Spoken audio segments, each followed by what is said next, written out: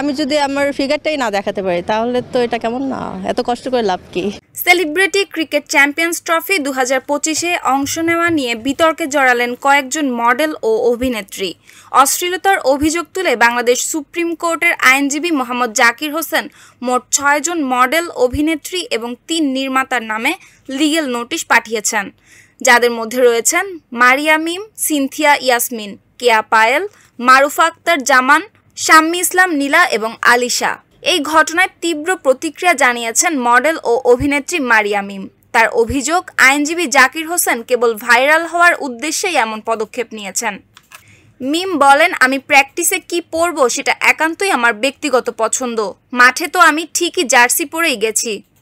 ব্যক্তিগতভাবে কোথায় কি পরব তা নিয়ে অশ্লীলতার অভিযোগ কেমন করে আসে?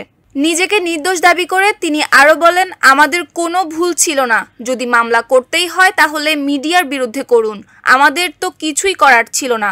খেলার সময় সাংবাদিকরা যা জিজ্ঞাসা করেছে আমরা সেটারই উত্তর দিয়েছি।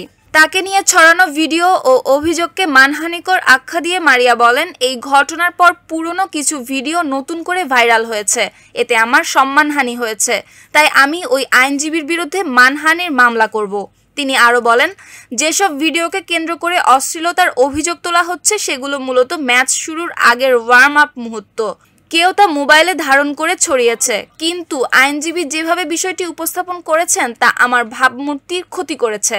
মিমের দাবি, এই আইনজীবী আমাদের বিরুদ্ধে নোটিশ পাঠিয়েছে মূলত নিজের পরিচিতি বাড়াতে চেয়েছেন।